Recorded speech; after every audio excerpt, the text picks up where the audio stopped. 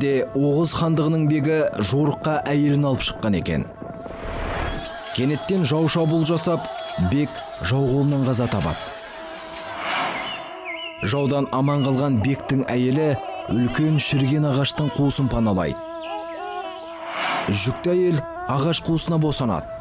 Аман есен дүниеге келген баланы Оғыз хан асырап, балаға Қыпшақ деген есім береді. Қыпшақ сөзі көне түркі тілінде қуысты ағаш деген мағынаны білдіреді. Аңыздағы баладан тараған Қыпшақ руы өсіп, үлкен елге айналады.